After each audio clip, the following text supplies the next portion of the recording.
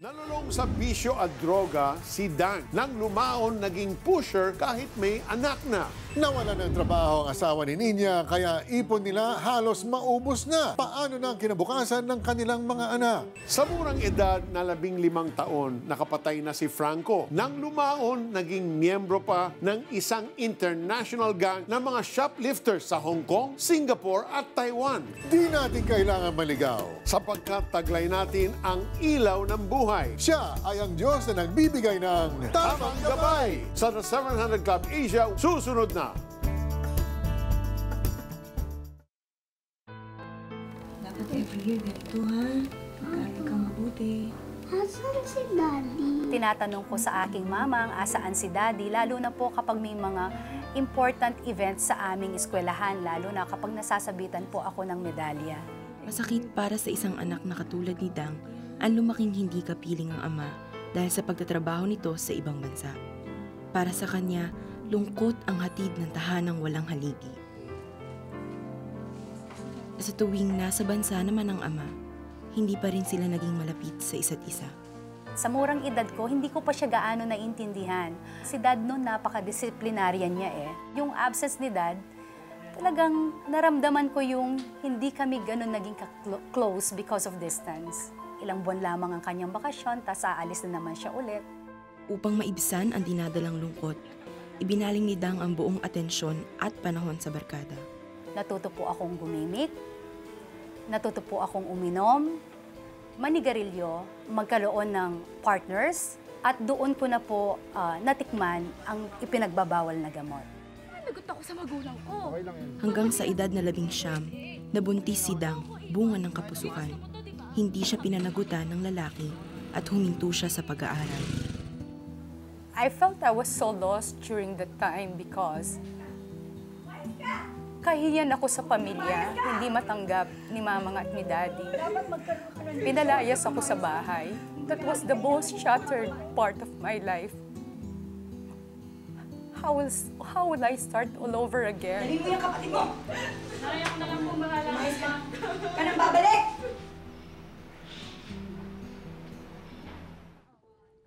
Sa takot na patuloy na maging kahihiyan sa pamilya, muling pumasok si Dang sa bagong relasyon.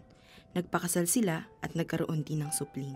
Pilit ako naghahanap ng kapareha na para ako ma-feel ko yung kabuuan ng aking pagkatao. Hanggang dumating po kami sa puntong naghiwalay kami. Bakit wala akong kapayapaan? Bakit hindi kumpleto? Ang dami ko pong tanong. Na parang sa kabila ng tulong ng aking pamilya, parang nasaan ang Diyos? Doon ko na po nasubukang magkaroon ng kaibigan ng mga pushers. Halos wala na po kaming ginagawa kung hindi nagpa-pot session. Namuhay po ako bilang isang dalaga. Hindi ko na po inisip ang aking mga anak. Ang nasa aking puso, rebellion na po.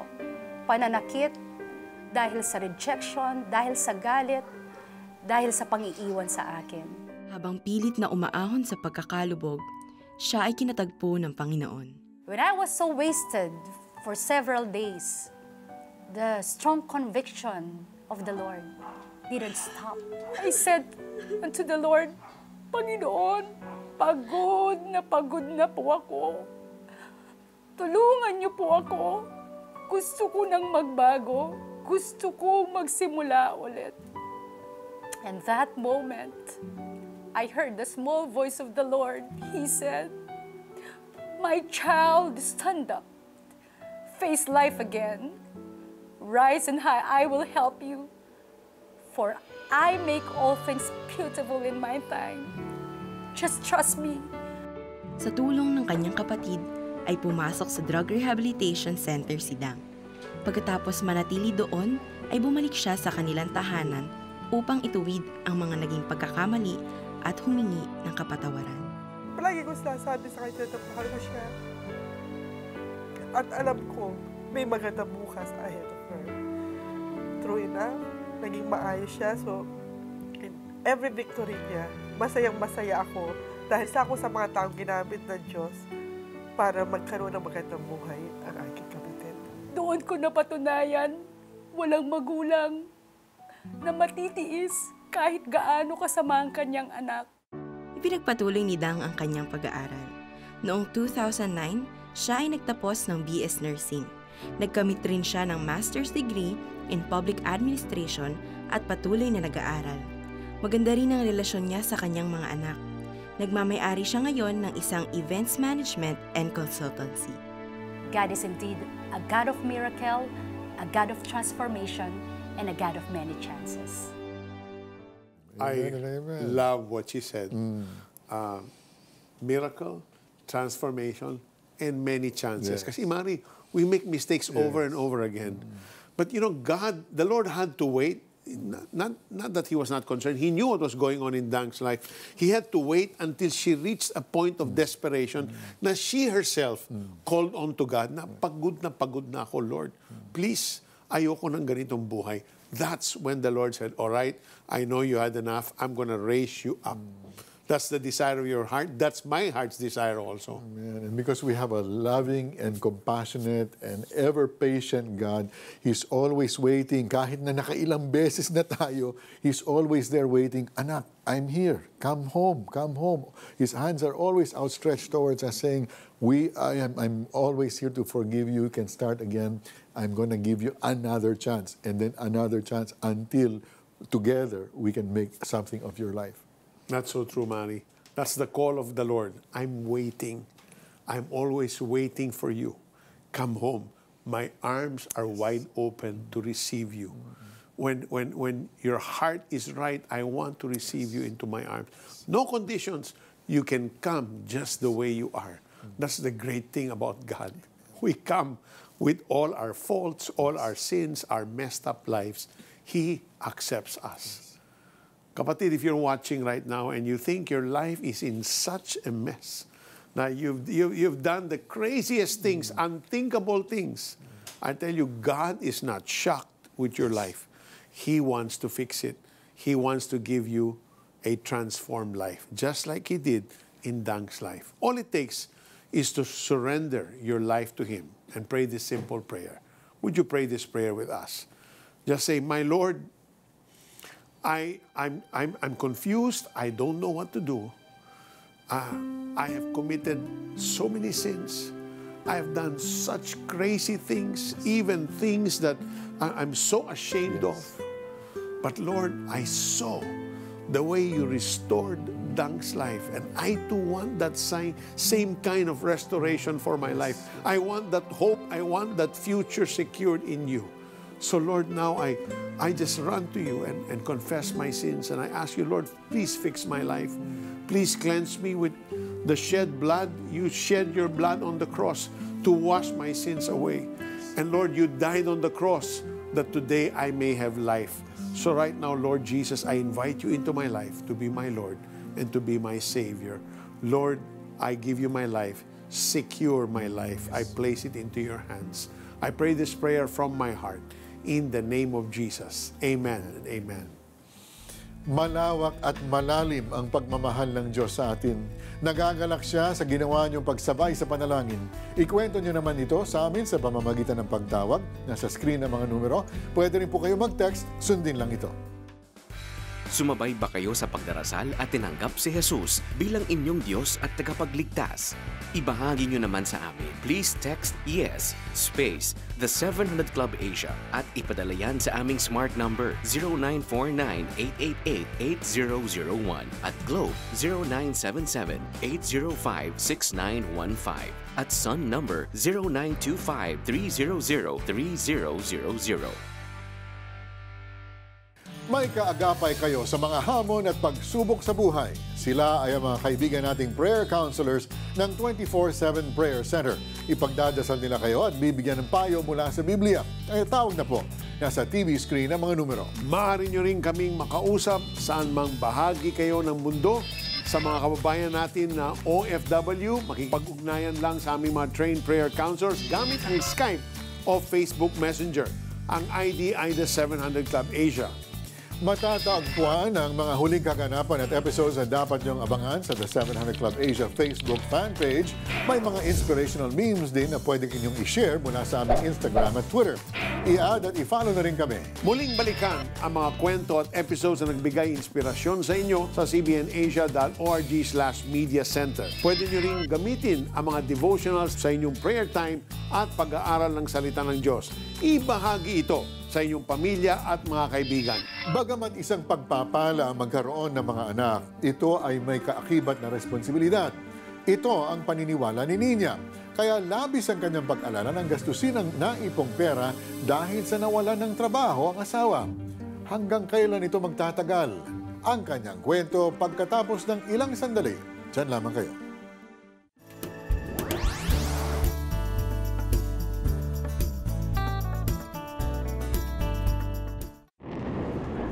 From a despondent look Masakit kasi wala kaming makain. Nakikita ko po yung dumi sa may baso. to big smiles, Hindi pa po ako nagkakasakit dyan sa may pusong yan.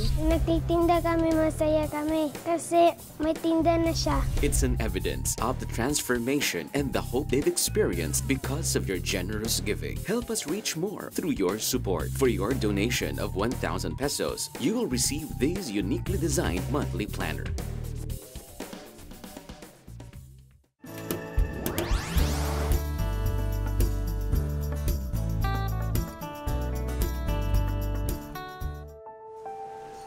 Taong 2017 nang maharap ang pamilya ni Nina sa problemang pinansyal.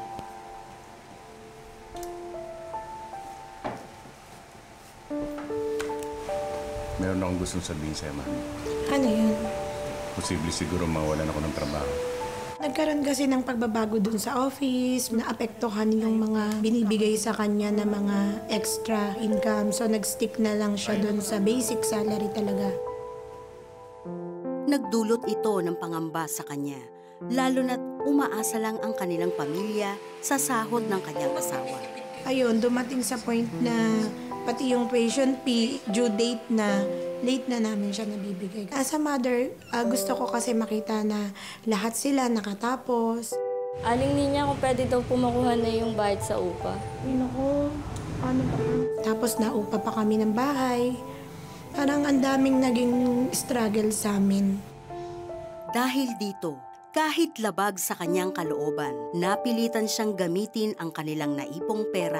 Nakuha namin lahat yung mga savings hanggang parang malapit na siyang ma-zero balance. Pray kami ng pray kung ano ba yung magiging solutions ng Lord kasi kami, alam namin sa sarili namin na hanggang dun lang yung kakayanan namin. Sa mga gabing hindi siya makatulog dahil sa labis na pangamba, isang programa naman sa telebisyon ang nagbigay sa kanya ng pag-asa. Lahat ng ating mga pangangailangan, alam ng Panginoon yan. Ito ang naging daan para siya ay manalangin sa Panginoon. Sabi ko, Lord, bigyan mo ako ng mapagkakakitaan na hindi mako-compromise yung pagiging nanay ko, pagiging asawa ko. Nang maipanalangin niya ito, binigyan siya ng karunungan ng Diyos na magsimula ng isang maliit na negosyo. Gusto kong magkaroon kami ng small business, kaso hindi sapat yung puhunan. Sa hindi inaasahang pagkakataon, lumapit sa kanya ang panganay na anak para alukin siya na maging magkasosyo sila sa negosyo. So yung anak ko, may trabaho yung panganay ko kasi sa shipping din siya. Meron pala siyang naitabing konti. So yun nangyari, ininvest niya yung pera niya dito sa small business namin. Wisdom na naman ng Lord. Nagkaroon ako ng sarili kong concept. Nang naisip namin na yung siomai sa mall, gagawa namin ng motor para dadalhin siya sa kalsada parang pangmasa. At pumatok nga sa madla ang kanilang negosyo. Nagtuloy-tuloy ang pag-unlad ng kanilang negosyo na nagdulot ng kaginhawaan sa kanilang pamilya. Hanggang nung nagka-business kami, nakapag-down na kami sa 2 bahay. Sa pag-aaral ng mga bata, hindi na kami nagkakaroon ng struggle sa tuition fee nila. Hindi lang kami na-bless ni Lord, naging blessing din kami sa iba. Mga kamag-anak namin na walang trabaho, sila yung una namin na isinama sa business. Nung first year anniversary namin, nag-decide kami na magkaroon ng outreach. Kumuha kami ng 100 na mga bata na pinakain namin doon. Nabuksan din ang kanyang puso na magbigay sa gawain ng CBN Asia. Pagka pala ikaw ay nag-submit ka sa Lord regarding sa anong area ng buhay mo, talagang ipaprosper ka ng Lord. Sobrang thankful ako talaga sa Lord. Siya lang yung inaasahan talaga namin. Especially ako, ilang beses niya na akong hindi pinababayaan. Mari, I love how Nina put her trust and confidence in the Lord. Kasi Mari, we know that when we come to the Lord desperately, asking Him direction, asking Him wisdom, asking Him guidance, asking Him, Lord, paano to? Help me in this business, intervene naman. It cannot that God will say, bahala ka sa buhay mo. No. Definitely, He will answer. Right. Definitely, itutugon niya yung, He's going to come to and meet you at that point of need. And I've met people, Peter, na hindi makapaniwala na may involved si Lord sa business mo. Parang, hindi, akin to. Si Lord is in church. He's not here. But notice how in Nina's life, God inspired the idea that brought them the wealth that they now have. Yes. And talagang nagaling kaya sa Holy Spirit ang mga idea na ito. Maybe you're watching today and maybe you need a creative inspiration. Maybe you need a fresh new stream of ideas to empower your business, empower your teaching. Kunyari, teacher po kayo. And the Lord can move in you and give you inspiration for a new way to teach something that will bring a lot more information into the minds of your young students.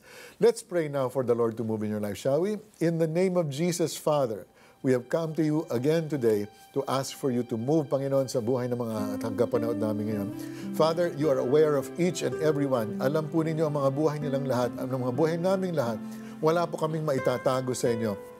And you, Lord, know all of our individual needs. Would you move now and touch each one? Father, kung saan may nangangailangan ng creative ideas, ng inspiration para sa mga gagawin nila sa susunod na mga araw, Father, would you blow that fresh wind now, that breath of the Holy Spirit, just revive, renew, and refresh, and give new creative ideas. Panginoon, doon sa mga negosyo na naghihirap na ngayon, Father, ikaw po ang pinanggagalingan ng mga beautiful na ideas. Let those flow now, Father, in the name of Jesus. And for those, Lord, who need a healing touch in their bodies, Lord, itong mga sumasakit, may isang sumasakit ang left elbow nyo, maybe that's tennis elbow, maybe it's carpal tunnel syndrome for some, in the name of Jesus, receive your healing touch now. Those who are suffering from arthritis, those who are suffering from neck pain, in the name of Jesus, receive your complete healing now, in Jesus' name. Peter? Mari, I saw even as you prayed for the Lord to just pour and spread His wisdom and creativity, I saw like so many shining stars just covering a mass over the country, and He's just enlightening your minds, and the Lord is pouring into you. You've got to receive this and accept these ideas He's going to put in you, and you will be able to create and make these ideas come to pass and see and receive the blessing of God for your life, kapatid. Receive that now in the name of Jesus. There's also someone right now that is struggling in his business, and you've been asking the Lord to help you, to deliver you. You don't see a way out. You don't have enough funds, and there's some people owe you money and they have not yet paid. The Lord is touching their hearts. He's commanding the blessing to come to you now. Receive that, kapatid, in faith, in Jesus' name. There's also someone that has cancer of the liver. You have cirrhosis, and you're so concerned about your life. The Lord is saying, I will give you a brand new liver. Hallelujah. I'm healing you now completely. Fear not, I am the God who heals you. Receive that now, kapatid, in the name of Jesus. Thank you, Lord. Tunay na tayo ay ligtas sa maalagang kamay ng ating Panginoon. Kung sa mga oras na ito ay nakaranas kayo ng kanyang pagkilos at himala, ikwento nyo naman sa amin. Tumawag sa numero na nasa inyong TV screen. Pwede rin po mag-text, gawin lamang ito. Nung kasal na kami, nagkaroon naman ako ng sakit which is polycystic nga. Sumabay kami habang nagpe-pray si Pastor Peter. Sabi ng OB ko, positive ka, pregnant ka na. Naiyak ako. Totoo ngang walang imposible sa Panginoon. Ibahagi niyo naman sa amin kung kayo'y sumabay rin at naranasan ang kagalingang galing sa Panginoon. Pwede niyong i-text ang aming smart number 0949-888-8001. Globe 0977-805-6915 at Sun 0925-300-3000 o mag-post sa aming Facebook wall, The 700 Club Asia.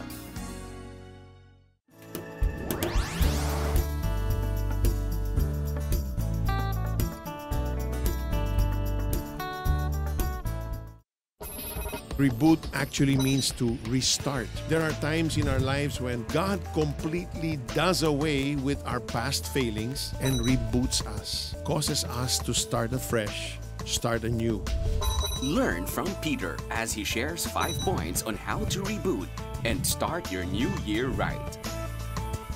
This audio teaching CD will be yours for your gift of 500 pesos.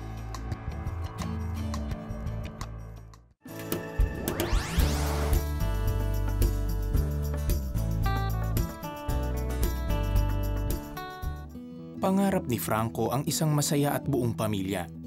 Subalit sa kanyang kalagayan, tila malabo itong makamtan. Hoy! Ano? Franco, hindi ka pa papasok sa loob? Ano ko, yung broken home. Kaya nagtanim ako ng sama ng loob. Rebuildi po ako. Dahil ang tatay ko po, nag-asawa ng iba. Stepmother po ang kinalakihan kong magulang. Sa halip na kalinga, sakit ng katawan ang parati niyang dinadanas sa kamay ng kanyang madrasta. Ba't nakatunganga ka lang dyan? Ayaw mo kumain? Pag wala po yung tatay ko, minamatrato po kami.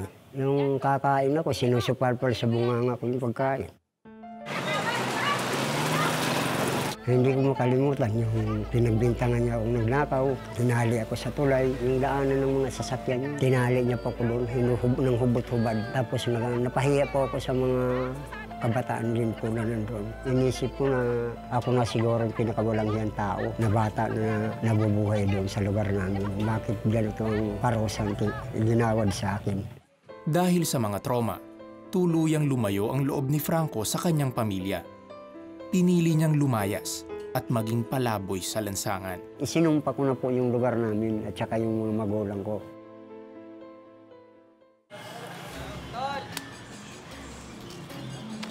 Tol, gagama dyan. Naging malaki ang impluwensya ng naging kaibigan sa paggawa niya ng iba't ibang krimen.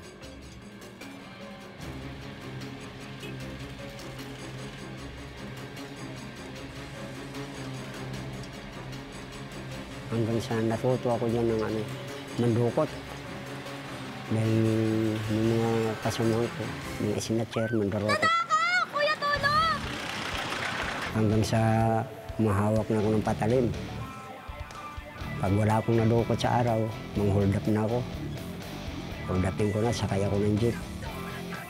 Pag may nakita akong mga kwintas, lalo na yung mga babae na nagre-reflect doon sa stepmother ko, doon ako galit na galit. Ginugulpi ko pa. Kinukuha ko yung relos, mintas, sinasampal ko yun. Kasi bumabalik sa alaala ko yung galit ko doon sa stepmother ko. Ganun ako ka-rebelde. Minsan nagsusulo ako, minsan grupo kami. Ang ano ko sa sarili ko, gusto ko nang mamatay. Kaya rebelde na akong rebelde. Kaya wala na akong pinipili. Sa sobrang kalanguan sa alak at droga, nagdilim ang paningin ni Franco. Binigwasan ko ngayon dito sa may dalawa kaagad. Bumulagta. Hindi naman ako umalis. Doon lang ako. Nagising ako sa Presinto 4. Parang nagsisi lang ako. Kawawa naman yung tao. Walang kasalanan. Ganun lang. Pero pagkatapos yun, wala na. Sabi ko, haharapin ko na lang. Hindi na ako nag-iisip sa loob ng kulungan ng kalungkutan kasi sanay na ako. Wala na akong takot na nararamdaman sa mga panahon na yun. Noong araw, walang awa ang inaano ko kasi wala ang taong naawa sa atin. Naging labas-pasok sa bilibid si Franco hanggang sa siya'y naging bahagi ng sindikatong nagnanakaw sa iba't ibang bansa. Ayun, Hong Kong, Singapore, Malaysia. Ginagawa ko lang divisorya yun mga panahon na yun. Pabalik-balik lang akong ganyan. Pag kumita na ako ng pera doon, babalik ako rito. Magpasarap sa buhay. Bunga ng kawalan ng kapayapaan at bigat ng kalooban, nagdesisyon siya na humingi ng tulong sa isang kaibigan sa kanilang pag-uusap. Siniran ako ng kaibigan ko na kasi minsan nakakapalagayan kami ng loob. Sabi ko na pagod na ako sa buhay. Parang ayaw ko na. Mateo 11:28-29, sinabi niya na lumapit kayo sa akin, kayong mga napapagal at mga nabibigitan lubha, at kayo aking pagpapahingahin. Pinanghawakan ko yun. Laging pumapasok sa isipan ko. Sa kabila ng kawalang hiyaan ko, kasamaan ko, minahal niya pa rin ako. Inano niya pa rin ako na makilala ko siya. Inabot niya ako ng 2 kamay. Sinuko ko po yung buhay ko ng buong puso. Ang kapatawarang naranasan ni Franco sa Diyos ang naging daan upang patawarin din niya ang kanyang ama at madrasta. Kasabay nito, dahan-dahan niyang tinalikuran ang kasalanan at tuluyang lumakad sa pag-ibig at katuwiran ng Panginoong Diyos. Sinuko ko sa Panginoong Diyos yung pagbibisyo ko, pagdodroga, pagsasyabo, pagsusugal, lahat po, lahat ng mga mararaming gawain. Pinakausap ako ng Diyos na mahal kita. Hindi pa huli ang lahat. Mahal na mahal ako ng Diyos kasi nararamdaman ko ang kabutihan niya. Marami siyang ginamit na tao para magtuwid ng buhay ko. Pinagsisihan ko na po ang lahat-lahat. Napatunayan ni Franco na tunay at tapat ang Panginoong Diyos sa kanyang pagbabagong buhay. Kasalukuyan siyang nagtatrabaho bilang isang marshal sa kanilang simbahan. Napakasarap mamuhay ng matuwid. Mararamdaman mo yung pag-ibig ng Panginoong Diyos sa buhay mo. What's amazing, Mari, is Franco can say, to this day, nararamdaman ko ang kabutihan ng Diyos. Kapatawaran, Peter, yung mga nagawa niyang kasalanan. And not to minimize yung nagawa ng madrasta niya. Pananagutan niya yon, pananagutan ng madrasta yon. The stepmother will have to answer to God someday for the things that she has done. Yung ginawa ni Franco, iba yon. Natural, mali rin yung ginawa ni Franco. Pero ang the good news is, siya naintindihan niya mali yung ginawa niya. Hiningi na niya yung kapatawaran ng Diyos. Tama. That's what makes all the difference. And now, he's experiencing the abundant life in Christ. Peter, for somebody to say, yan ang ginawa na sa buhay niya, sabi niya, nararamdaman yung pagmamahal ng Diyos. Kahit na gaano tayo karami, mararamdaman pa rin natin pagmamahal ng Diyos because of that forgiveness. Amen. Amen. You know, the guidance that the Lord gives keeps us from trouble. It spares us from making the wrong decision and leads us to taking the right ones. We can rely on God's wisdom because He knows everything even before the creation of the world. Ganito inilarawan ng propeta Isaias ang karunungan ng Panginoon. Ang sabi ni Yahweh, ang aking kaisipay hindi nyo kaisipan. Ang inyong kaparaanan ay hindi ko kaparaanan. Kung paanong ang langit ay mas mataas kaysa lupa, ang aking kaparaanan ay higit kaysa inyong kaparaanan. At ang aking kaisipan ay hindi maaabot ng inyong kaisipan. Narito mga kwentong dapat niyong abangan bukas. Si Victor, adik na, papatayin pa ang anak at asawa. Si Salome, lumpo na, iniwan pa ng boyfriend at nasira ang singing career. Si Jonathan at Gerald, nahinto sa pag-aaral dahil sa problema at kahirapan. May halaga pa ba ang buhay nila? Laging isaisip na sa Diyos, may halaga ka!